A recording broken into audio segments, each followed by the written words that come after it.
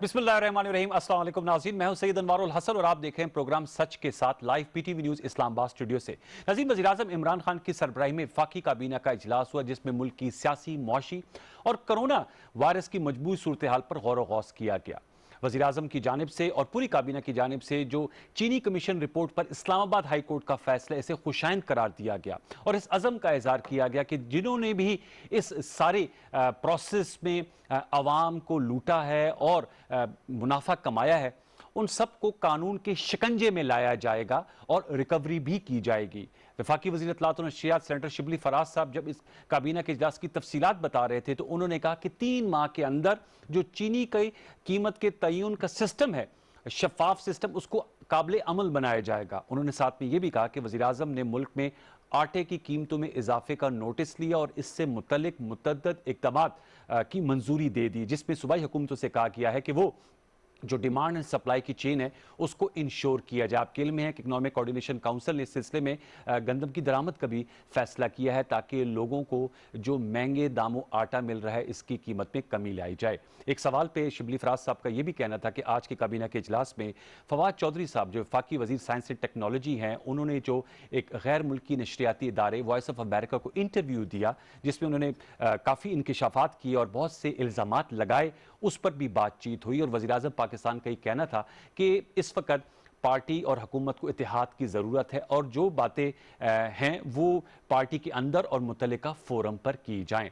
Viewers, आपके इल्म में है कि फवाद चौधरी साहब की का जो इंटरव्यू है वो सियासी और सहाफ़ती हलकों में इस वक्त ज़ेर बहस है और एक हलचल सी मची हुई है जिसमें उन्होंने पाकिस्तान तहरीक-ए-इंसाफ के अंदर जो आपसी लड़ाई है और जो सूबाई हुकूमतों के लिए जिन शख्सियात का चुनाव किया गया उस हवाले से संजीदा सवालात खड़े कर दिए हैं और उनका ये कहना है फवाद चौधरी साहब के कि इससे पार्टी और गवर्नेंस कमज़ोर हुई है। इस हवाले से ज़रूर हम गुफ्तगू करेंगे। फिर हमने आज ये भी देखा कि एक वक्फे के बाद साबिक सदर आसिफ जरदारी साहब सीन पर आए हैं। उन्होंने पंजाब के रहनुमाओं कमर जमान कायरा और चौधरी मंजूर साहब से गुफ्तगू की, जहां पर उन्होंने उन्हें दिलासा दिलाया है कि जियाले जो हैं वो सब्र करें, मुतहद रहें, क्योंकि उनके मुताबिक अच्छा वक्त आने वाला है। ये अच्छा वक्त क्या है ये भी हम पीपल्स पार्टी से जानेंगे कि आसिफ जरदारी साहब जो बिल्कुल मंजर आम से साइड पे थे, अचानक आकर उन्होंने ये बयान दिया। साथ में उन्होंने बलूचिस्तान के वाले से भी बात की है कि रियासत को बलूचिस्तान में मोहतात रवैया अख्तियार करना चाहिए। तो ये हमारे प्रोग्राम के पहले सेगमेंट में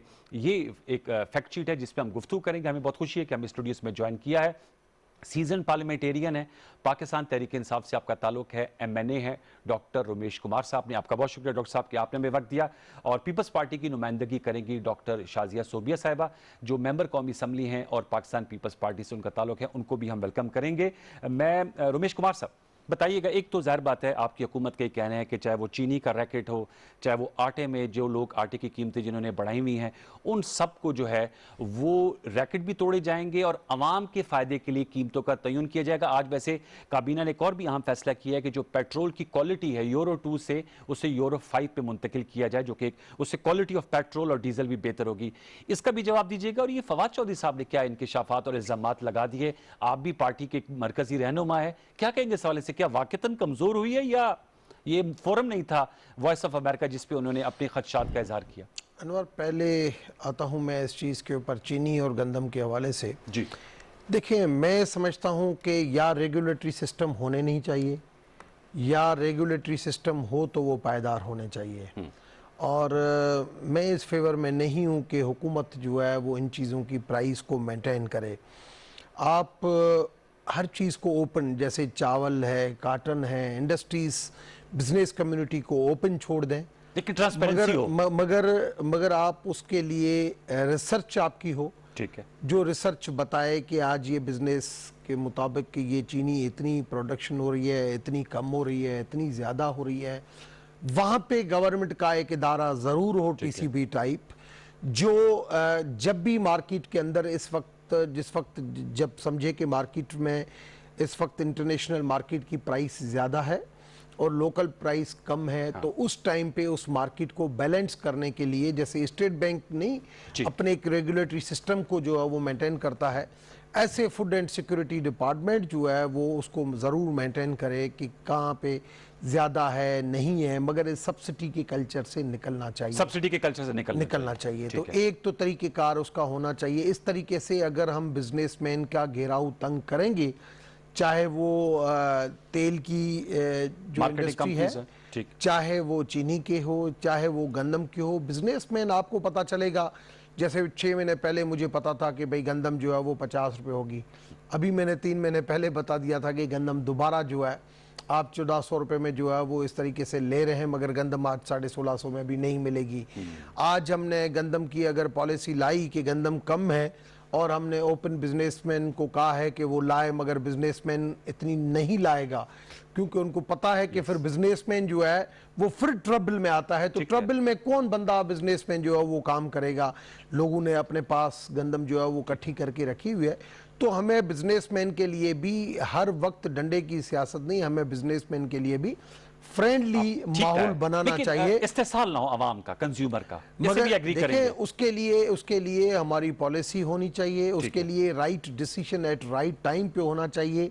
तो फिर ये नहीं होगा जैसे चीनी का था, चीनी की एक्सपोर्ट का हुआ फैसला, हमें उस टाइम पे सोचना चाहिए था। गंदम जिस टाइम पे कम थी उस टाइम पे सोचना चाहिए था। मैं समझता हूँ इस मिसमैनेजमेंट को हमें आगे इस मिसमैनेजमेंट को अभी रोकना। ये मिसमैनेज की वजह क्या है जो फवाद चौधरी साहब ने इशारा किया वो है? देखिए बिल्कुल ये कुछ चीजें हैं जिसके ऊपर आज देखें ना, आज गंदम का टाइम, आप लास्ट ईयर को अगर आप देखें तो गंदम को डिस्कस किया गया सितंबर अक्टूबर में, जबकि गंदम को डिस्कस करना चाहिए था मई और जून में, जैसे इस मरतबा हुआ।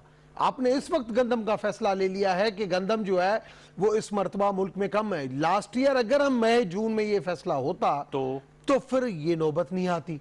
तो इस वजह से ये जो डिसीजन मेकिंग में जो फर्क आता है, मैं समझता हूं जो आपने फवाद चौधरी की 2 मरतबा बात की है, देखिए इंटरनल हर डेमोक्रेटिक पॉलिटिकल पार्टी के अंदर ये चीज़ें डिस्कस होती हैं। आप अगर मैं 2002 से 18 सालों से मुख्तलिफ पॉलिटिकल पार्टीज को असेस भी किया है, मुख्तलिफ हुकूमतें देखी है। इंटरनल डेमोक्रेसी है, इंटरनल डेमोक्रेसी ये है कि हर पॉलिटिकल पार्टीज के अंदर इंटरनल डिफरेंसेस के लोग होते हैं। आपने माजी में PMLN के अंदर देखा कि चौधरी निसार का अलहदा होता था, ख्वाजा आसिफ का अलहदा होता था।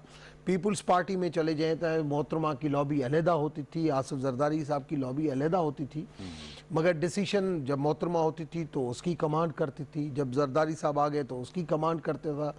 ठीक है, अगर आज इमरान खान की कमांड है तो वो करता है। माजी में चौधरी निसार और शहबाज शरीफ इख्तिलाफ रखते थे, नुकसान बिल्कुल होता है। देखिए इंटरनल जहां पे पॉजिटिव डिस्कशन को वेलकम करके एक डिसीजन आ जाए सामने, फिर खुशामदू का टोला नहीं आए आगे तो फिर बेहतर है, मगर खुशामदू का टोला हर जगह पे आता है, हर जगह पे, हर पॉलिटिकल पार्टी में, हर हुकूमत के अंदर मैंने देखा है। और उसके असरात जो है पार्टी के अंदर भी नुकसान देते हैं और मुल्क की सियासत के अंदर भी नुकसान देते हैं, और जो डिसीजन मेकिंग होती है उसके अंदर भी फिर इफेक्ट आ जाता है। डॉक्टर शाजिया साहब आपको भी जानना चाहूंगा, नहीं होना चाहिए। डॉक्टर शाजिया साहब आप क्या कहेंगी? जाहिर बात है रमेश कुमार साहब ने कहा कि पार्टियों के अंदर धड़ाबंदी होती है, पीपल्स पार्टी का भी उन्होंने बताया कि जरदारी साहब, जाहिर बात है हमने देखा है कि जरदारी साहब के जो करीबी लोग हैं वो बिलावल भुट्टो जरदारी साहब जो इस वक्त चेयरमैन है उनसे मुख्तलिफ हैं, और ये होता है, ये इससे गवर्नेंस इफेक्ट होती है। आप क्या कहेंगी डॉक्टर शाजिया साहब? पहली बात तो ये है, हेलो जी आप ऑन एयर है, जी आप ऑन एयर जी। तो अनवार, सबसे पहली बात है लीडरशिप क्वालिटी की। जहां पे लीडरशिप क्वालिटी ही ना हो, जहां पे लीडरशिप क्वालिटी का नामो निशान ही ना हो, तो ऐसी चीजें होंगी। देखिए अभी डॉक्टर साहब ने कहा कि पहली गवर्नमेंट में भी इस तरह से डिफरेंसेस होते थे, लेकिन बात होती थी लीडरशिप क्वालिटी की।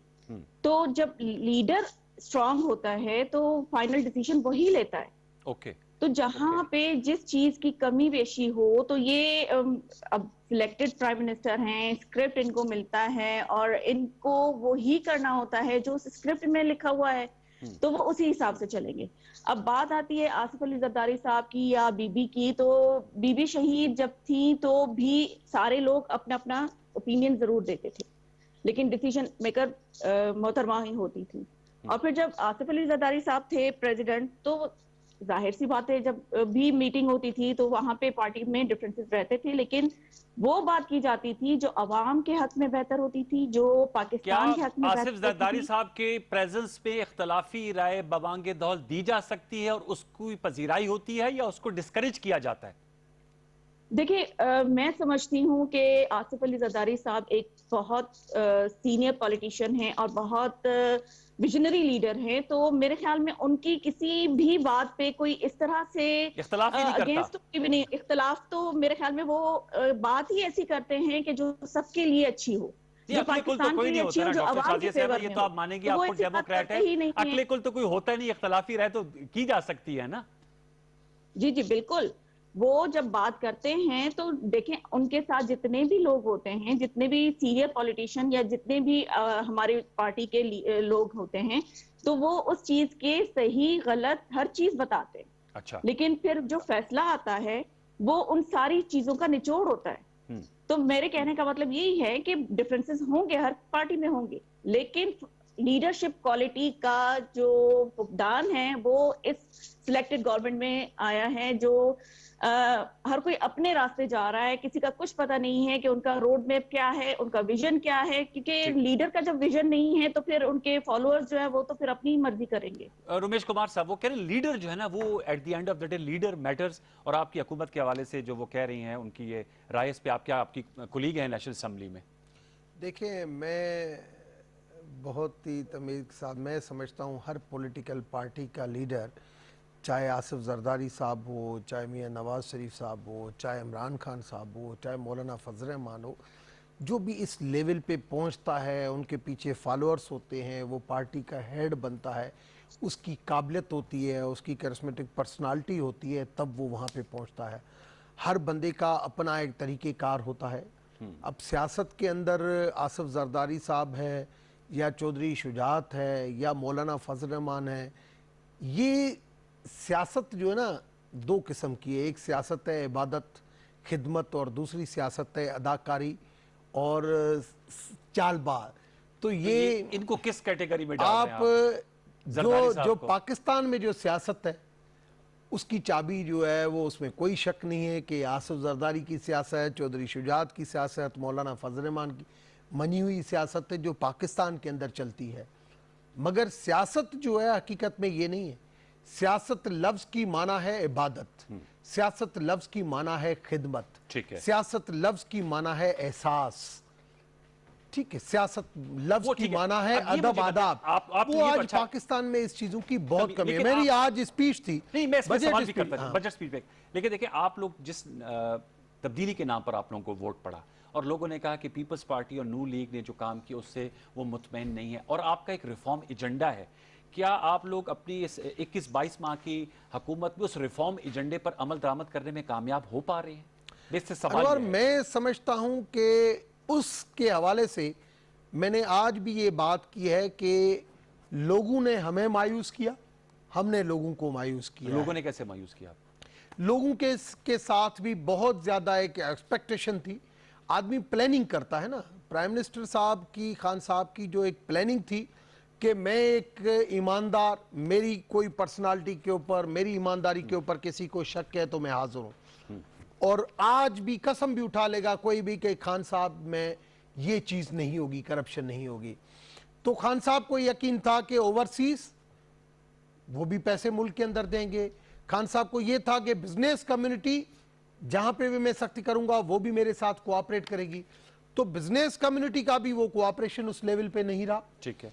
और जो हम एक्सपेक्ट कर रहे थे रेमिटेंस वगैरह वो भी नहीं रही। एक तरफ तो ये हमारी पॉलिसी जो है लोगों ने, दूसरी तरफ ये कि right person for right job की जो हमारी फिलॉसफी थी, अच्छा, उसको हमने भी उस तरीके से हमने अमल नहीं किया। मैं समझता वजह क्या हूं बनी? हम माजी की पॉलिटिक्स को देखते हुए, माजी की पॉलिटिक्स को देखते हुए हमने भी वो चीज जरूर चूज की कि पिक एंड चूज की जो बात चलती थी, जैसे माजी में चलती थी, ऐसे हमने भी अभी कुछ ऐसे गलत फैसले किए तो अब इस्लाह की जिसकी वजह से लोगों का जो एतमाद, लोगों की जो एक कॉन्फिडेंस लेवल के अंदर भी इफेक्ट हुआ। मगर मैं समझता हूं आज भी डायरेक्शन और नीयत, उसमें कोई फकदान नहीं है, कोई शक नहीं है। लिहाजा इस वक्त भी मुल्क को क्राइसिस में से निकालने के लिए मैं आज भी चाहता हूं कि इस मुल्क को इस नहज तक पहुंचाने में सारी पॉलिटिकल पार्टीज का, सारे हुक्मरानों का कसूर है।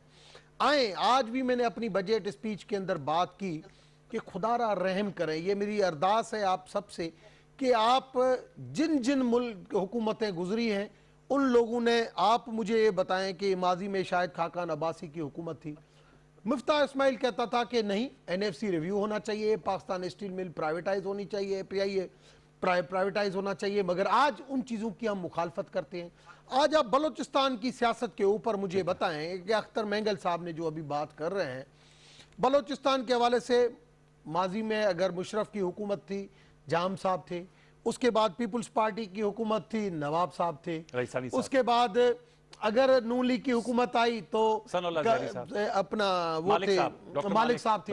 मतलब जितने भी इन 18 साल के अंदर बलोच नेशनलिस्ट लीडर जो हैं वो आए, मगर आज तक बलोचिस्तान के जो मसले हल क्यों नहीं हो रहे हैं? तो और उन इश्यूज के ऊपर अगर हम सियासत करेंगे कि अख्तर मेंगल से हम मिलते हैं, एक्टिव हो रहे हैं, ये हो रहे हैं, मैं समझता हूं हमें अपने गिरेबान में सोचना चाहिए और बलोच नेशनल लीडर को भी सोचना चाहिए कि हमारे जो प्रॉब्लम, उनके हमारे जो ग्रीवेंसेस अगर हल नहीं हो रहे हैं तो कौन सी नेशनल चीजें हैं जो उसके अंदर रुकावट है, हमें मिलना चाहिए, हमें सारी पॉलिटिकल पार्टीज को मिलके इसको करना चाहिए। साबिर शाकिर साहब सीनियर जर्नलिस्ट और इस्लामाबाद में जो ये हलचल है और मुख्तलिफ साजिशी थ्योरियां गर्दिश कर रही हैं, जरा इनसे भी जानेंगे। साबिर शाकिर साहब बहुत शुक्रिया। डॉक्टर रुबेश कुमार साहब हैं पाकिस्तान तहरीक इंसाफ से और डॉक्टर शाजिया सोबिया साहब हैं पीपल्स पार्टी से। मैं आपसे जानना चाहूंगा, ये फवाद चौधरी साहब ने जो वॉइस ऑफ अमेरिका को इंटरव्यू दिया तो उसकी बड़ी बाज़गश्त सुनाई दे रही है इस्लामाबाद में, और जाहिर सी बात है आज कैबिनेट में भी डिस्कस हुआ। आप बड़े बाखबर सहाफ़ी हैं, बताएंगे इसकी क्या वजह है और क्या आप देख रहे हैं, इसके क्या अहदाफ हैं और ये क्यों कर उन्होंने ऐसा बयान दिया फवाद चौधरी साहब ने? इसके अहदाफ जो हैं वो तो बड़े वाज़े लग रहे हैं, और उसमें जिस तरफ ये डॉक्टर रमेश साहब इशारा कर रहे हैं तो फवाद चौधरी साहब भी उसी तरफ ही बोल रहे थे। और ख़ास तौर पे जो इस वक्त चल रहा है इलेक्टेड और नॉन इलेक्टेड का मसला, वो एक संजीदा सूरत हाल इख्तियार कर रहा है पार्लिमानी निज़ाम में। आपको पता है कि जो भी इलेक्शन लड़ता है और जीत के आता है तो उसकी ख्वाहिश और कोशिश होती है, सबसे पहले पॉलिटिक्स की जो पहली सीढ़ी है वो है कि वो उसको टिकट मिले और उसके बाद फिर वो जीत के वो पार्लिमान में पहुंचे, और पार्लिमान में जब पहुंचा तो हर रुकन की ख्वाहिश होती है कि काबीना का मेंबर बने। लेकिन इस बार ये हो रहा है कि तकरीबन 20-25 के करीब ऐसे लोग हैं काबीना में जो कि नॉन इलेक्टेड हैं जी। 5 एडवाइजर, वो तो प्राइम मिनिस्टर की होती है सवाबदीद, 5 वो भी नॉन इलेक्टेड एडवाइजर हैं, और तकरीबन 15-16 SAPMs हैं जिनको मामले खुसूसी कहते हैं जी। तो ये बहुत सारी वजारतें जो हैं वो उनके ज़रिए चलाई जा रही हैं।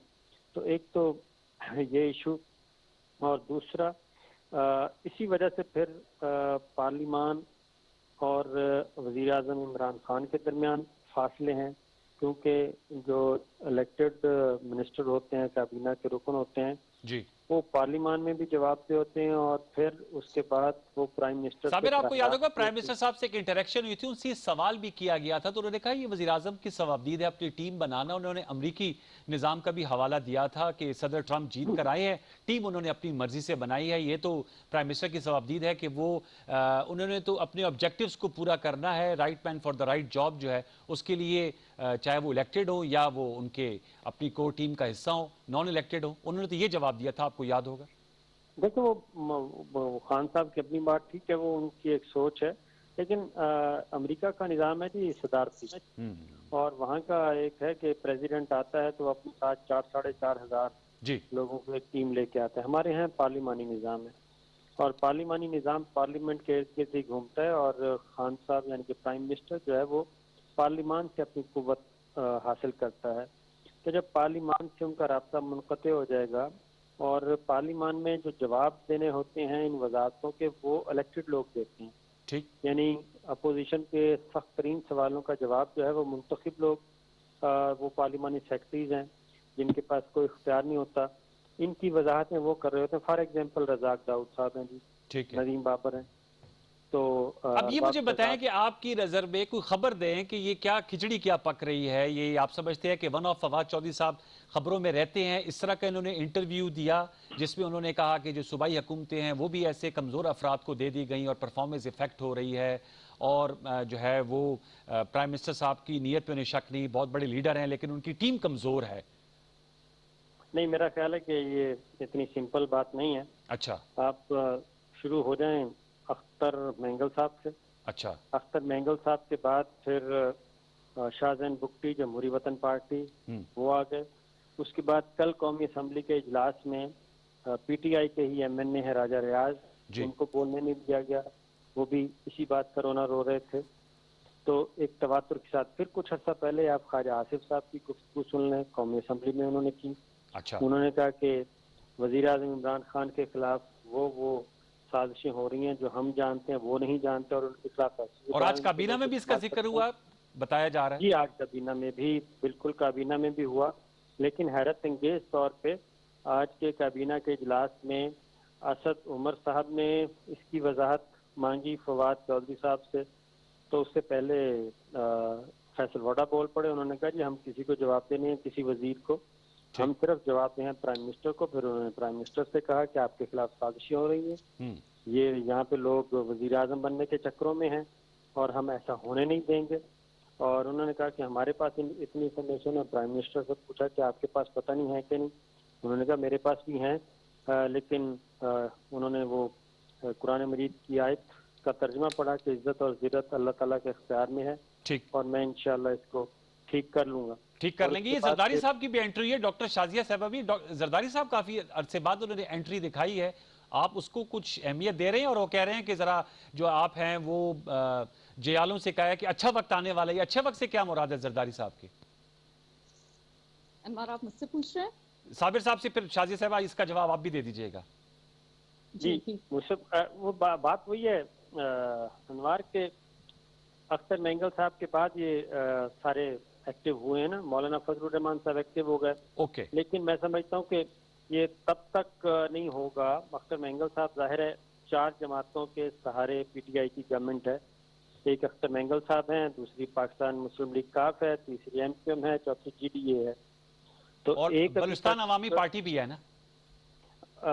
कौन सी? बलूचिस्तान अवामी पार्टी। ये बलूचिस्तान अवामी पार्टी तो वो इसलिए कि वहाँ पे भी पीटीआई कोलिशन में है ना जी, बलूचिस्तान में। तो इसलिए उनको हम उस नंबर गेम में नहीं लेके आते। नंबर गेम में ये जमाते हैं, क्योंकि बलूचिस्तान अवामी पार्टी को अगर आप कुछ करेंगे तो फिर उधर से पीटीआई अपना हाथ खींच लेगी। तो इसलिए वो एडजस्टमेंट जो है बड़े अच्छे तरीके से हुई है। तो ये वो जमाते हैं जो नंबर गेम पे इफेक्ट डाल सकती हैं। और अब इस वक्त 8 वोटों का फर्क है कौमी असम्बली में, और उसमें अगर आप ये राजा रियाज साहब की नाराजगी देख लें और शाहजैन बुगटी की देख लें, 2 वोट ये मजीद, तो 8-6 वोटों के साथ ये गवर्नमेंट इस वक्त चल रही है। तो वो किसी वक्त भी अनरेस्ट पैदा हो सकता है। तो वो सारी मुतबादल तैयारियां, जाहिर है अपोजिशन का ये हक होता है कि वो मुतबादल तैयारी करे, और उसी सिलसिले में वो अब कोशिश कर रहे हैं अख्तर मैंगल साहब से बार बार कि अब आपने कहीं वापस नहीं जाना। तो उधर गवर्नमेंट मुज़ाकरात भी कर रही है, लेकिन अभी तक अपोजिशन को भी इस बात का अंदाजा नहीं है कि अख्तर मैंगल साहब कायम रहते हैं या वापस जाते हैं। चले, बहुत बहुत शुक्रिया साबिर शाकिर साहब, आपसे हमने तजिया लिया इस्लामाबाद की राहदारियों में क्या सरगोशी हो रही है। जी शाजिया साहब, ये आपके पास सवाल, आप भी इसका जवाब दीजिएगा। जरदारी साहब क्यों कह रहे हैं कि अच्छा वक्त आने वाला है? देखें, सबसे पहले तो मैं डॉक्टर साहब की बात का जवाब दूंगी। जो इन्होंने इबादत की बात की, सियासत और इबादत की बात की ना, तो 126 दिन हमने वो इबादत कंटेनर पे देखी थी, और फिर वही इबादत हमने इलेक्शन कैंपेन में भी देखी। तो ये तो लोग जब अपोजिशन में थे तब भी सेटिस्फाइड नहीं थे, कोई प्रॉब्लम्स थी इनके साथ। अब जब ये इनको गवर्नमेंट मिल ही गई है तो अल्लाह के बंदो आराम से चला के तो दिखा दो। आप तो शुक्र अदा करें कि आपको इतनी अच्छी समझदार मेच्योर अपोजिशन मिली है कि आपको तो उनको कुछ कहने की जरूरत ही नहीं पड़ रही है। लॉ और जो पार्लियामानी रवायात है वो उनको खुद फॉलो कर रहे हैं, बल्कि आपको सिखा रहे हैं कि आप इन आज तो पार्लियामानी स्पीकर रवायात कौमी असम्बली साहब बड़े डॉक्टर नाराज थे कि जो तकरीर है उनका मेयार जो है वो अच्छा नहीं है और वो नोटिस लेंगे। और माजरत के साथ अब्दुल कादिर पटेल साहब की जो स्पीच है सुना है कि उस पर कोई इंदिया भी दिया है कि कार्रवाई किए जाएंगे। तो आप कह रहे हैं अपोजिशन तो समझदार है और इन्हें काम करने दे रही है, आप लोग तो ताक ताक के हमले करते हैं असम्बली में। मैं आपको बता दूं अनवार, ये सारी चीजें इनके रिएक्शन में आती हैं। जो इनके लोगों ने, जो एक इनके एडवोकेट हैं कराची से उनका ताल्लुक है, उन्होंने जो बातें की हैं, अगर स्पीकर साहब एक्शन लेना चाहते हैं ना तो फिर उनकी स्पीच पे भी एक्शन जरूर। ठीक बात है, सब जो गलत बोले, जो गैर पार्लियामानी लफ्ज यूज करे उसके खिलाफ एक्शन हो। उन्होंने बताया, उन्होंने ये कहा है कि उन्होंने हर पार्टी के साथ रह के देखा है, तो डिफरेंस उनको खुद पता होगा। आज उनको स्पीच में ये कहने की जरूरत क्यों पड़ी कि सबको मिलके बैठना चाहिए? देखिए ये लीडर्स की बात होती है। यहाँ पे मैं मोहतरमा को कोट करना चाहूंगी। जब मोहतरमा लीडर ऑफ हाउस थी तो उन्होंने लीडर ऑफ अपोजिशन को ऑफर की थी कि ठीक है हम लोग नहीं बैठ रहे हैं, लेकिन हम ऐसी टीम बनाते हैं जो पाकिस्तान के हक में काम करे। हम लोगों की डिफरेंसेस हैं, हम नहीं बैठेंगे, लेकिन एटलीस्ट पाकिस्तान के लिए, अवाम के लिए सोचना है तो हमने मिलकर बैठना है। और उन्होंने टीम बनाई थी। तो ये चीज जो होती है ना, लीडरशिप क्वालिटी, घूम फिर के बात आती है लीडरशिप क्वालिटी की। और जो सुप्रीम कोर्ट के पीछे से आप ये छुप के कह रहे हैं कि सादिक और अमीन, सुप्रीम कोर्ट ने इनको डिक्लेयर कर दिया है, तो सादिक और अमीन किसी का पेट नहीं भर रहा है, किसी के घर में राशन नहीं डाल रहा है, कोरोना से नहीं बचा रहा है। उनको यहाँ पे हर वेडनेसडे को आके जवाबदेह होना था। और इनके जो स्पेशल एडवाइजर हैं उनको क्या परवाह, वो काम करें ना करें उनको आवाम तो नहीं पूछेगी, आवाम तो हमसे पूछेगी जो इस वक्त असेंबली के फ्लोर पे बैठे हुए हैं और जवाब दे रहे हैं। तो इन लोगों को सोचना चाहिए कि जो इलेक्टेबल मेंबर्स हैं वो ज्यादा इंपॉर्टेंट है एज कम्पेयर टू जो उनके गिने चुने सिलेक्टेड, उनकी तरह के सिलेक्टेड लोग हैं। अच्छा, तो चलिए ये डॉक्टर रवीश साहब से हम पूछे थे, आपका नुकता है वही बात भी उन्होंने की कि बिल बैठकर बात करनी चाहिए। और ये जो आप थोड़े इस हवाले से, क्योंकि आप भी सियासत के पुराने खिलाड़ी, जो साबिर शाकिर साहब अदाद शुमार बता रहे थे, आप समझते हैं कि ऐसे कोई वरीज नहीं है, कोई ऐसा कोई लम्हा फिक्रिया नहीं है, हालात कंट्रोल में? आपको 2008 का टाइम याद होगा और 2008 के दौरान भी बार बार कहा जा रहा था कि भाई अभी हुकूमत गई कल गई। फिर जब मियाँ साहब का टाइम आया, धरनों की सियासत हुई, उस टाइम पे भी कहा कि आज एम्पायर की उंगली आती है। मैं समझता हूँ इस वक्त सारी पॉलिटिकल पार्टीज़ ने ये तयन कर लिया है कि हर पॉलिटिकल पार्टी जिसकी भी हुकूमत आएगी उनको टफ टाइम ज़रूर दिया जाएगा। अच्छा, मगर उनको 5 साल हुकूमत करने दी जाएगी और जैसे भी वो हुकूमत करे, ये एक मेरे ख्याल में तयन किया गया है सारी पॉलिटिकल पार्टीज के बीच में कि अपना टेन्योर पूरा किया जाना चाहिए। अगर क्योंकि नहीं तो आपको पता है ये बड़े बड़े जो खिलाड़ी हैं, अगर इस तरीके से हुकूमतें गिराने और करने में आए तो मैं समझता हूँ ये छोटा सा गेम है, ये मिनटों में बन सकता है, ये कोई बड़ा इशू नहीं है। बहुत सारे लोग हैं जो हमेशा कोई मिनिस्ट्रियों के चक्कर में, कोई किसके चक्कर में ये चीज़ें होती हैं, जो हर हुकूमत के अंदर ऐसे लोग होते हैं जो डिफरेंसेस रखते हैं। आपने 2/3 मेजॉरिटी की मियाँ साहब की गवर्नमेंट थी, वो भी देखी। उस वक्त भी आपने देखा कि 30-35 MNA ऐसे थे। आज भी अगर सिंध के अंदर अगर आप देखें, मैंने बार बार उस चीज़ की निशानदेही की कि कम से कम हम अगर एक्सपेक्ट कर रहे हैं कि हमारे प्राइम मिनिस्टर की इज़्ज़त हो, हमारे प्राइम मिनिस्टर के साथ ये रेस्पेक्ट से पेश आएँ, तो हमारे लोगों को भी होना चाहिए कि मुराद अली शाह के साथ रेस्पेक्ट से पेश आएँ। अगर इस तरीके से इन हुकूमतों को गिराया जाता है तो सिंध के अंदर भी एक ग्रुप बना हुआ है ऐसे ये पीपल्स पार्टी का, मगर मैं समझता हूँ ये अब सारी पॉलिटिकल पार्टीज ने तयन कर लिया है। हमारे अंदर कुछ ऐसे लोग थे जो कह रहे थे कि सिंध गवर्नमेंट लेनी चाहिए, मगर हम लोगों ने उस वक्त भी इसकी मुखालफत की, आज भी मुखालफत करते हैं कि जिसका जो मैंडेट है उसको आप हुकूमत, उसको रेस्पेक्ट भी दें और उनको आप हुकूमत करने दें। रही बात सियासत की, ये हमेशा मैं समझता हूं कि अगर इस तरीके से आसिफ साहब या और कोई बंदा बलूचिस्तान के इश्यूज के ऊपर अगर कोई सियासत करेगा तो मैं समझता हूं उसका नुकसान रियासत को भुगतना पड़ेगा। क्योंकि बलूचिस्तान के जो इश्यूज हैं वो रिड्रेसल क्यों नहीं हो रहे हैं, उसके लिए बलोच नेशनल लीडर्स को भी सोचना पड़ेगा और जवाबदेह भी हैं, और जवाबदेह, और उनके लिए हमें सारी पॉलिटिकल पार्टीज बैठ के सारे स्टेक होल्डर्स बैठ के उसके लिए हमें सीरियसली सोचना चाहिए कि उन इश्यूज का जो रिड्रेसल कैसे हो। अगर उनके इश्यूज के ऊपर हम सियासत करेंगे, जैसे मैंने पहले कहा कि मेरे हुकूमत में स्टील मिल जो है वो प्राइवेटाइज सही थी, अभी सही नहीं है। मेरे टाइम पे एनएफसी जो है वो रिव्यू सही था, आज सही नहीं है। तो कम से कम आदमी को मेरी या तेरी नहीं, और स्पेशली ये जो कोविड आया, इन 14-15 दिनों में हमने तो बहुत सीखा है। मैंने तो अपनी जबान से किसी को गाली नहीं दी, मगर फिर भी मैं ये सोचता था हम अपने व्यूअर्स को बता दें कि आपने कोरोना के खिलाफ जंग भी जीत ली है। मेरी अभी नेगेटिव आ गई, मगर मैं समझता हूं कि उस वक्त भी मैं ये सोच रहा था कि खुदा अगर मुझसे कोई गलती हुई है माफ करें।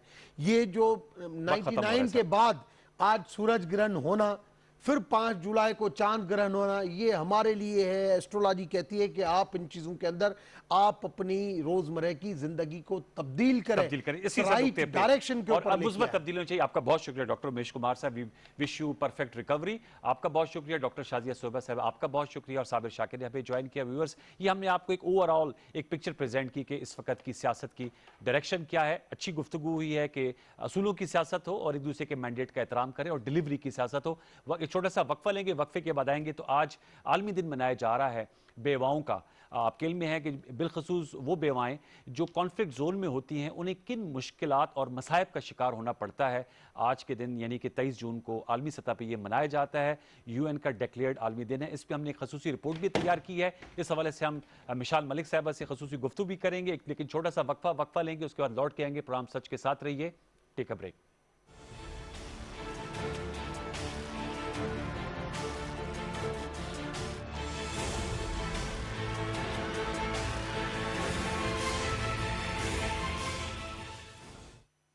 मुल्क के कोने कोने से सहाफियों की सबसे बड़ी और मजबूत टीम के साथ तमाम बड़े शहरों से बैक वक्त शाया होने वाला पाकिस्तान का पहला अखबार रोजनामा नई बात। आज ही अपने अखबार फरोश से तलब करें।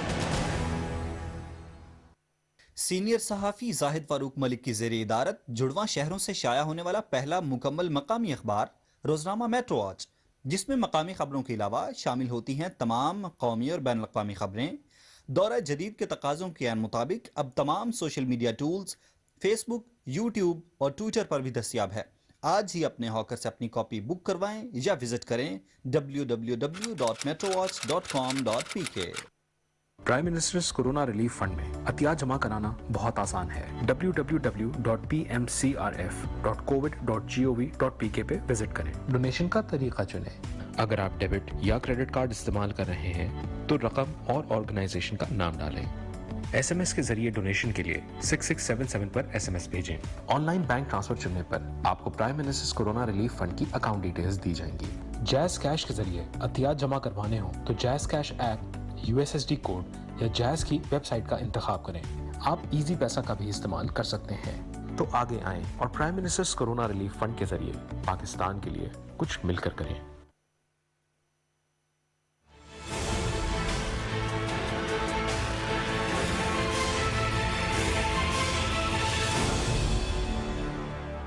Welcome back viewers. आज आलमी दिन है बेवाओं का और यूनाइटेड नेशन का ये तय करता दिन है 23 जून को मनाया जाता है। और इसका बुनियादी मकसद ये है कि जो नाइंसाफ़ियाँ इन ऐसी ख़वातीन को झेलनी पड़ती हैं जो इनके साथ मसाइब होते हैं, गुर्बत के इशूज़ होते हैं, फिर बास फोर्स डिसअपीयरेंसेस होती हैं, तो इसका अता किया एक रिपोर्ट की सूरत में असद मेहदी ने, हमारे स्पेशल कॉरस्पॉन्डेंट हैं। हम आपको पहले रिपोर्ट दिखाते हैं, उसके बाद मिशाल मलिक से हम गुफ्तगू करेंगे जो एक बड़ा ज़बरदस्त कॉज लेकर चल रही हैं। यासीन मलिक साहब की अहलिया हैं और वो बड़े मुश्किलात से गुजरी, उनसे उनकी भी गुफ्तगू करेंगे। लेकिन पहले एक रिपोर्ट देखते हैं ताकि आपको अहाता कर सकें इस डे की अहमियत के हवाले से। आइए असद मेहदी की रिपोर्ट देखते हैं। बेवा खवातीन के दिन के तौर पर मनाया जाता है। इसका फैसला अक़वाम मुत्तहिदा जनरल असेंबली ने 23 दिसंबर 2010 में किया और पहली बार ये दिन 23 जून 2011 को मनाया गया। इस दिन को मनाने का मकसद दुनिया भर में मौजूद 258 मिलियन बेवा खवातीन की दिलजोई और उनके फलाह बहबूद के लिए काम की तरवीज करना था।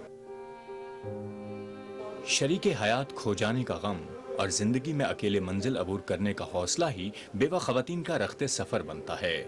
258 मिलियन खवातीन, जिन पर 580 मिलियन बच्चों की परवरिश का बोझ भी है, उनमें से अक्सरियत पसमानदा ममालिक में से है।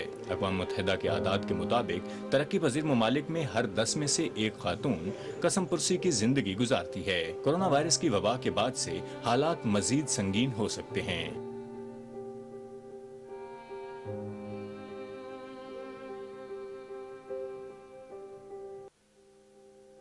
पाकिस्तान में भी तकरीबन 40 लाख के लगभग बेवा खवातीन मौजूद हैं, जिनके लिए माजी में हालात कठिन रहे। माली मसाइल और वरासती हुकूक न मिलने जैसे मसाइल दरपेश रहे। मौजूदा हुकूमत ने बेवाओं के माली मसाइल पर काबू पाने के लिए पसमानदा घरानों के लिए एहसास प्रोग्राम के तहत माहाना बुनियाद पर इमदादी पैकेज और सेहत इंसाफ प्रोग्राम शुरू किया और कोरोना रिलीफ के तहत इजाफी इमदाद भी दी गई। ताहाल कई तवज्जो तलब मसाइल मौजूद हैं और बेवा खवातीन की मुआशी और समाजी खुद मुख्तारी और हुकूक की फराहमी के लिए सूबाई और हुकूमती सतह पर काम की अशद जरूरत है। हमसाया मुल्क भारत में 50 मिलियन से जायद बेवा खवातीन मौजूद हैं, जिन्हें 21वीं सदी में भी बुनियादी हकूक की दस्तयाबी तो दूर कदामत परस्ताना रिवायात का सामना है। भारत दुनिया में सबसे ज्यादा बेवा आबादी वाला मुल्क है, जहां भारत ने आजादी के वक्त से कई रियासतों पर तसल्लुत कायम रखने के लिए कत्ले-आम किया है। 2009 के Guinness book of world record के मुताबिक कुर्रा अर्ज के सबसे बड़े फौजी इलाके मकबूजा जम्मू कश्मीर में ही 1999 से अब तक 96,000 के लगभग कश्मीरी मर्द शहीद किए गए और 22,912 खवातीन बेवा हुई। खवातीन के हकूक की हालत आम हालात में भी पूरे भारत में ठीक नहीं रहती, तो इसकी अफवाज के जेर कब्जा इलाकों में हालत की संगीनी का अंदाजा लगाना मुश्किल ना होगा। बिल्कुल छोटे बच्चे इतने नहीं बचे रहे उसके। फिर पहला बाप उनका मारे गया, फिर बेटा एक, फिर दूसरा बेटा, 2 बेटे। जब बाप शहीद हुआ ना, उसको हार्ट अटैक हो गया। थोड़ा सा पानी आया मुंह से, बस और कुछ नहीं। 8 लाशें निकली हैं या इस घर से 15 साल में। कश्मीर मीडिया की रिपोर्ट के मुताबिक 10,100 से जायद खवातीन जिनसी तशद्दुद का निशाना बनी। 8,000 से जायद कश्मीरी खवातीन दौरान हिरासत लापता हुई और 10,000 के करीब कश्मीरी खवातीन के खामंद लापता हैं। वो सुबह निकला, काम पे बोल रहा था मैं काम पे जा रहा हूँ। मैंने बोला दिन को जाएगा, शाम को वापस लौट के आएगा। फिर सुबह निकला काम पे, तो फिर वापस नहीं आया। भारतीय मकबूजा कश्मीर गालबन दुनिया का वाहिद खित्ता है जहां बेवाओं का पूरा एक गांव मौजूद है, जहां रियासती कत्लेआम के बाद भारतीय साम्राज्य ने उन्हें कसम पुरसी की जिंदगी जीने के लिए छोड़ दिया है। जी सरकार क्या मदद करे, आखिर मिल्टांडा से आखिर मारे गए, आखिर मिल्टांडा को तो देने से का कोई मदद नहीं, खुदा मदद कर दे। हमारा ख्याल किसी ने नहीं किया, ना यतीमों बच्चों का, ना हमारे बेवा। फिर मैं यहाँ बैठी हूँ, और कोई होता तो वो मर जाता।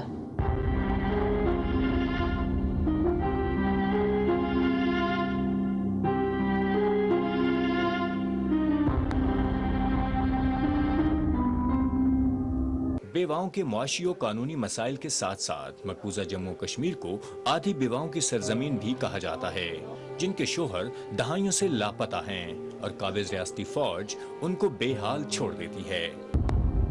भीख मांग कर बच्चे पालती हूँ, 15 साल हो गए मैं भीख मांगती हूँ। अब मेरे पूरे घर को चेकिंग करो, कहीं चावल है, कहीं आटा है, कहीं आप पूरे को चेकिंग करो, पूरे को तलाशी लो, कुछ नहीं मिलेगा मेरे घर में। साउथ एशियन वायर के मुताबिक कश्मीरी खवातीन शदीद नफ्सियाती मसाइल से दो चार हैं। नफ्सियाती बीमारियों से मुतासरीन में ज्यादा तादाद खवातीन की है, जो हमेशा से ही काबिज अफवाज के जबर सितम देखकर और अपने खोकर खौफ के साए में जिंदगी जीती हैं। मकबूजा वादी में खवातीन और खसूसन वो बेवा खवातीन जिनके शोहर मावराए अदालत कत्ल कर दिए गए, उनको इमदाद से ज्यादा इंसाफ की तलब है और इंसानी हकूक की पामालियों पर आलमी बरादरी की खामोशी समझ से बालातर है। पाकिस्तान ने हमेशा कश्मीरी खवातीन के इज्तमाई हकूक की फराहमी के लिए आलमी ताकतों को मुतवज्जे किया है। मकबूजा जम्मू कश्मीर में खवातीन बुनियादी हकूक से महरूम हैं, जो कि universal declaration of human rights और convention on the elimination of all form of discrimination against women की मुकम्मल खिलाफ वर्जी है। मकबूजा कश्मीर में घरानों की मुआशी हालत वैसे ही कमजोर होती है, तो ऐसे में गुज़श्ता 1 साल के कर्फ्यू और अब वबा के बाद कश्मीरी बेवा खवातीन के घर का चूल्हा जलना भी मुहाल होगा। भारतीय रियासत के मुजालिम का ये सिलसिला दुनिया के सामने लाने के लिए भारतीय मकबूजा जम्मू और कश्मीर में आलमी मुबस्सिरीन और मीडिया को इजाजत दी जाए और अक़वाम मुत्तहिदा कश्मीरियों के साथ किए गए वादे पूरे करे ताकि बेवा खवातीन समेत हर शहरी बाइज्जत और खुशहाल जिंदगी जी सके, जो कि हर इंसान का बुनियादी हक है। बेवा खवातीन जी व्यूअर्स, असद मेहदी की रिपोर्ट थी और आपने हकायक सुने कितने ज़्यादा तादाद में 258 मिलियन बेवा ख़वातीन हैं पूरी दुनिया में, और कश्मीर के अगर हम अहाता करें तो 22,912 ख़वातीन हैं जो बेवा हैं, और आपके इल्म में है कि 96,000 कश्मीरी जो हैं अपनी जानों का नजराना दे चुके हैं। इसकी वजह से ये फिगर है, और 10,000 ऐसी ख़वातीन हैं जिनको अपने खावंदों का पता ही नहीं, वो लापता हैं और साल साल से आपने शॉर्ट्स भी सुने। मिशाल मलिक साहब हमारे साथ मौजूद हैं जो कि कश्मीर कॉज को एक तो बढ़ोतरी दे रही हैं, ज़बरदस्त उनकी एडवोकेट हैं और ख़ुद चूँकि यासीन मलिक साहब की एहलिया हैं और इनको भी बहुत से मसाइल का सामना है। मुलाकात उनसे नहीं हुई और उनके बारे में ज़ाहिर बात है बहुत ज़्यादा अपसेट भी रहती है। तो इनसे एक तो इनकी फीलिंग्स भी जानेंगे और जो बेवा खवातीन हैं उनके इस आलमी दिन के हवाले से इनके क्या ख्याल है। बहुत शुक्रिया मिशाल मलिक साहब, आपने वक्त दिया। बताइएगा, जाहिर सी बात है एक तो ओवरऑल एक आलमी दिन है, यूएन की सतह पर ये मनाया जाता है, पाकिस्तान में भी काफ़ी बड़ी तादाद में है। भारत का जैसे रिपोर्ट में बताया गया कि सबसे ज़्यादा जो है बेवा खवातीन वहाँ पर हैं, और कश्मीर के जो हालात इज़ार हैं उन सब से हम वाकिफ़ हैं। क्या कहेंगी इस दिन के हवाले से, इस दिन क्या अहद होना चाहिए? पहले इससे स्टार्ट करते हैं, मिशाल मलिक साहिबा। थैंक यू वेरी मच, आपने मुझे इनवाइट किया। और ये आज जो इंटरनेशनल विडो का डे है पूरी दुनिया में मनाया जाता है। टाइटल ही इतना दुखी है, कहीं भी दुनिया भर में भी कोई विडो हो तो उनकी लाइफ वैसे ही इतनी सैड हो जाती है, रिस्पॉन्सिबिलिटीज बढ़ जाती हैं। मगर मैं समझती हूँ कि जो कॉन्फ्लिक्ट या वॉर जोन में, चाहे वो कश्मीर हो, पैलेस्टाइन हो, वहाँ पे तो हम अंदाजा भी नहीं लगा सकते उन गमों दुखों का। अभी भी आपने जो वीडियो क्लिपिंग्स दिखाई है उसके अंदर जो ट्रॉमा दिखाया है, तो ये इतना कॉम्प्लिकेटेड ग्रीफ है एक कॉन्फ्लिक्ट जोन के अंदर, जो एक अनरिजॉल्व, मतलब एक गम ऐसा है जो कि रिजॉल्व ही नहीं है। और पोस्ट ट्रॉमेटिक स्ट्रेस डिसऑर्डर का वर्ड हमने काफी दफा सुना है। बहुत से लोग पाकिस्तान में भी इससे वाकिफ हैं। अचानक कोई बहुत बड़ा गम आए, कोई टेररिस्ट अटैक हो जाए, खुदा ना खास्ता है, कुछ इस तरह। मगर अगर हम ये कंपेयर करें मकबूजा जम्मू कश्मीर की सूरत हाल कि वहाँ के जो रहने वाले सिटीजन जो हैं उनके साथ कितने डेकेड से, वीक्स, मंथ्स, ईयर्स नहीं है बल्कि डेकेड्स हो गए, 70 साल से ऊपर, रोज कोई ना कोई नई दुखों की दास्तान जो है वो आती है। और जितने पुराने गम हैं वो भी अनरिजॉल्व ही रहते हैं, उनका भी कोई जस्टिस। और बहुत सी एक तो नेचुरल डेथ होती है, मगर यहाँ पे तो बाकायदा जैसे एक पॉलिसी के तहत खवातीन को वहाँ पे टारगेट किया जाता है, क्योंकि उनको rape as a weapon of war जो स्टेट उनकी करती है, इसको पैट्रनेज देती है और लोगों को टेरराइज करने के लिए, उनको मार्जिनलाइज करने के लिए सबसे बड़ा जो वल्नरेबल टारगेट रहता है वो विमेन ही है। उसके अलावा वहाँ पे बाकायदा एज ए सिस्टमैटिक पॉलिसी जो है वहाँ पे औरतों को विडो किया जाता है, उनके खावंदों को शहीद कर दिया जाता है, गायब कर दिया जाता है, उनका कोई अता पता नहीं होता। तो ये वो ट्रॉमास हैं और ये वो वहाँ से जो हमें टाइटल्स मिलते हैं। आपकी डायरेक्शन होती है, बताइएगा मिशाल साहब, ऐसी खवातीन से किन नफ्सियाती मसाइल से दो चार होती हैं? और आज इस दिन की मुनासबत से अगर अक़वाम मुत्तहिदा की सतह से ये दिन मनाया जाता है, क्या रिजॉल्व होना चाहिए?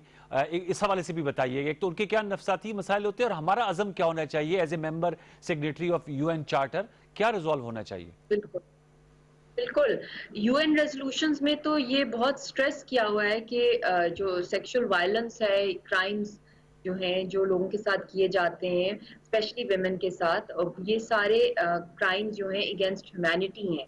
इसके ऊपर हाईएस्ट क्राइम्स के अंदर ये इसकी पनिशमेंट आती है।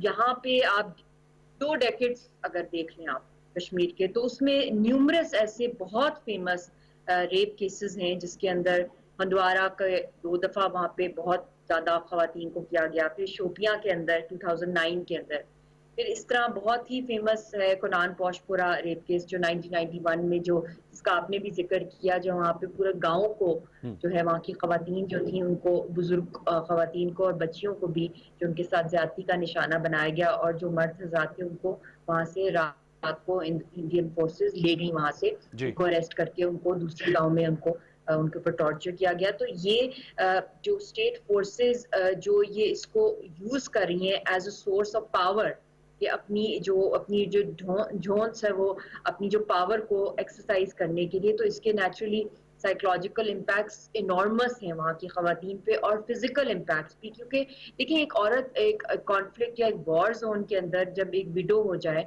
तो आप, या हाफ विडो हो जाए जिसको पता ही नहीं है कि उसके जो शौहर हैं, या हाफ मदर्स को देख लें, हाफ ऑर्फन जो बच्चे हैं या जो यतीम हो जाते हैं, तो उनका क्या बनता है। तो सारा जो इकोनॉमिक, सोशो इकोनॉमिक बर्डन है, वो सारा का सारा विमेन folk पर आ जाता है। क्योंकि इस मूवमेंट को किल करने के लिए हिंदुस्तान ने हर मुमकिन कोशिश की है कि जो लड़के हैं, जो जवान हैं, उनको शहीद कर दिया जाए।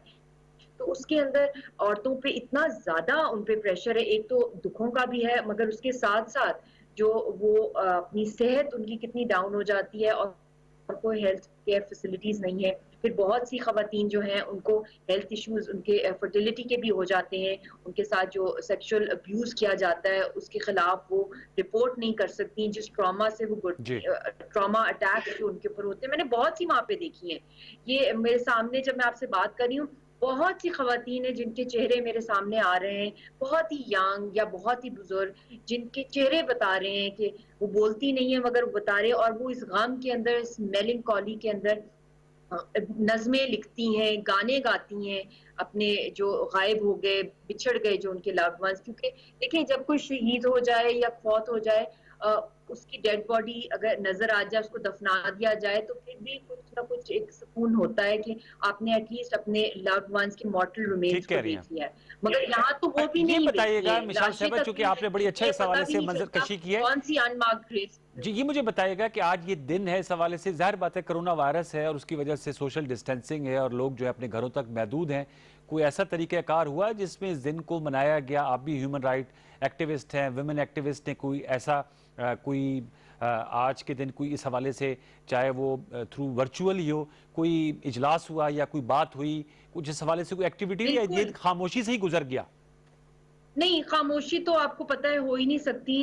कोरोना के अंदर तो और भी ज्यादा बढ़ गई हैं जिम्मेदारियां, क्योंकि हिंदुस्तान ने कोरोना की आड़ के अंदर और भी ज्यादा जुल्म, तशद्दुद, इनकाउंटर्स वहाँ पे, जिस तरह गांव के गांव वो जला रहे हैं, जो टॉर्चर किया जा रहे हैं, और वहाँ पे तो अंडरग्राउंड सेल्स बनाए हैं उन्होंने, टॉर्चर सेल्स, जिसके बारे में एमनेस्टी इंटरनेशनल ने भी इसके ऊपर बहुत बात की है। बहुत कुछ हो रहा है वहाँ पे। तो ये तो एक ऐसी सिचुएशन है जिसके अंदर अब ज्यादा से ज्यादा सोशल मीडिया का इस्तेमाल किया जाए, और वो हम कर भी रहे हैं, मैं भी कर रही हूँ, मेरे साथ और भी बहुत से लोग हैं, चाहे वो ट्विटर है, चाहे वो इंस्टाग्राम है, फेसबुक है, चाहे वेबिनार्स हैं। क्योंकि अब आपके साथ भी जो मेरा राब्ता है, I am not in the studio, but at least आपके थ्रू, पीटीवी के थ्रू मेरा मैसेज जो है वो दुनिया तक पहुंचा रहे हैं, जिसकी मैं बहुत शुक्रगुजार हूँ आपकी। इसी तरह और भी सेमिनार्स हो रहे हैं, बाहर के मुल्कों के लोग जो हैं, चाहे वो डिफरेंट कंट्रीज से हैं, वेबिनार्स के थ्रू हम लोग जूम के ऊपर बातचीत हो रही है, डिस्कशंस हो रही हैं। और इस वक्त इतनी सेंसिटिव वैसे भी रीजनल सिचुएशन है, जो चाइना और इंडिया का आपस में जो इस वक्त चल रहा है, और फिर उसके बाद जो कश्मीर की सेंसिटिविटी है, ये पूरी ये जो बेल्ट है CPEC की, उसके बारे में भी आप देख लें। फिर न्यूट्रल कंट्रीज हैं, फिर उसके बाद 370 की रेप्रिकॉशंस, यही सब हम देख रहे हैं कि खित्ते के अंदर और भी मजीद जो केओस देख रहे हैं। ठीक है, और कश्मीरियों ये मुझे बताएगा कि जाहिर बात है आपसे बात करने का ये भी मकसद है कि अल्हम्दुलिल्लाह यासीन मलिक साहब हयात हैं, लेकिन आप लोगों की जाहिर बात है मुलाकात अब नहीं हो पाती, और मेरे ख्याल में साल नहीं हो पाती। तो आप भी जो हैं वो एक सिंगल पेरेंट के तौर पे ज़िंदगी गुजार रही हैं इस वक्त, क्योंकि ऐसे हालात भारत ने बना दिए हैं, आपका आना जाना बहुत दुश्वार है, मुश्किल है। तो कोई पर्सनल एक्सपीरियंस से बताएंगे कितना टफ होता है to lead a life as a single parent, और जब आपको ये भी ना मालूम हो कि जो आपके हस्बैंड हैं उनको किन हालात पे रखा गया है, उनकी कोई अगर वो बीमार है, उनका कोई इलाज हो रहा है या नहीं हो रहा, उसके क्या ट्रॉमेटिक इफेक्ट्स होते हैं, और how you are bearing it? It's a very pertinent question, and naturally आज के दिन मैं होप ही देना चाहूंगी सब खवातीन को, और स्पेशली वो खवातीन जो विडोज हैं या हाफ विडोज हैं, क्योंकि जब आप प्रैक्टिकली एक सिंगल पेरेंट की लाइफ गुजार रहे होते हैं, तो आपने अपनी फितरत से ज़्यादा उसमें काफ़ी चेंजेस लाने। You have to be the man and the woman, मतलब आपने कॉम्पनसेट कर तो नहीं सकते, आप एक फादर की जगह तो कोई भी नहीं ले सकता, मगर अपने बच्चों के सामने इमोशनल नहीं होना या उनकी जो ख्वाहिशात हैं, इकोनॉमिकल जो चैलेंजेस होते हैं, वो सारी रिस्पॉन्सिबिलिटी बर्डन विमेन folk पर आ जाती है। मगर आई एम वेरी ब्लेस्ड कि I am living with my mother, और देन अगेन औरतों की बात के हवाले से ये दिन है तो उनका मुझे बहुत सपोर्ट है, मेरी वालदा का, वो मेरा और मेरी बेटी का। हमें कभी भी लेट डाउन नहीं करती, हमेशा हमारा मोरल बूस्ट करती हैं। मगर ये बहुत मुश्किल होता है जुदाई, स्पेशली कोरोना के दिनों में तो बिल्कुल उनका अता पता ही नहीं है कि उनकी क्या हालत है इस वक्त, उनको कोई मिल नहीं सकता। और उनकी आपको पता ही है कि अप्रैल 1 को उन्होंने हंगर स्ट्राइक टू डेथ पे ऐलान किया था, मगर शुक्र है सोर्सेज के थ्रू, लॉयर के थ्रू पता चला कि उन्होंने डिले कर दी थी, क्योंकि उन्होंने कहा था कोरोना आजकल है, तो मान गए थे। और बच्ची की भी एक वीडियो वायरल हुई थी, हमारी बेटी की रिक्वेस्ट किया था। मगर जो प्रिजनर्स के साथ भी इस वक्त हो रहा है, जो कश्मीरी प्रिजनर्स हैं, कोरोना में पूरी दुनिया में प्रिजनर्स को रिलीज किया जा रहा है, और ये उतना ही ज्यादा ओवर पॉपुलेट कर रहे हैं हिंदुस्तान के प्रिजनर्स को कश्मीरियों को, क्योंकि इट्स बियॉन्ड मी। ठीक कह रहे हैं, बहुत दरिंदा सिर्फ हुकूमत है। बहुत शुक्रिया मिशाल मलिक साहिबा। वी आर सॉरी कि हमें जो है चूंकि वक्त की तंगी आड़े है आप, लेकिन आपका बहुत शुक्रिया, thank you so very much कि आपने इस दिन की मुनासबत से हमसे गुफ्तगू की और अपने भी एक्सपीरियंसेस शेयर किए, और जो ओवरऑल कश्मीर की सूरत हाल है आपके तवस्सुत और इस प्रोग्राम के तवस्सुत पूरे पाकिस्तान और पूरी दुनिया तक ये बात सामने गई। व्यूअर्स, इन दिन बनाने का मकसद ये है कि हमें रियलाइज़ करना चाहिए कि जो पाकिस्तान में भी बेवा ख़वातीन हैं, हम आगे बढ़कर उनकी कैसी इमदाद करें, क्योंकि कोरोना वायरस और कोरोना वायरस की वजह से गुर्बत भी बढ़ रही है, मुफलिसी बढ़ रही है, और ऐसी ख़वातीन मैं समझता हूँ सबसे ज़्यादा मुस्तहिक होती हैं, जो अपने मुंह से नहीं कहती, लेकिन ज़रूर एज ए मुसलमान भी हमें और as a citizen of Pakistan and citizen of this community of this world इसका इदराक करना चाहिए कि अगर कोई बेवा ख़वातीन है और उन्हें किसी माली सपोर्ट की ज़रूरत है तो खामोशी से, जैसे इस्लाम में कहा जाता है कि आप दें तो दाएं हाथ से दें तो बाएं हाथ को ना पता चले, ऐसी ख़वातीन का ज़रूर एहसास करना चाहिए। इस दिन की मुनासबत से हमारा ये टेक अवे हो सकता है और हम यही काम कर सकते हैं। मेरे ख्याल में इसी नोट पे हम प्रोग्राम को आज इख्तिताम पजीर करेंगे। अपना फीडबैक ट्विटर और फेसबुक मुझे ज़रूर दीजिएगा। इंशाल्लाह ज़िंदगी रही, सेहत रही तो कल रात 10:05 में आपसे दोबारा मुलाकात होगी। तब तक के लिए सैयद अनवारुल हसन और सच के साथ की पूरी प्रोडक्शन टीम को इजाज़त दीजिए। अपना बहुत ख्याल रखिए। अल्लाह ने के बान।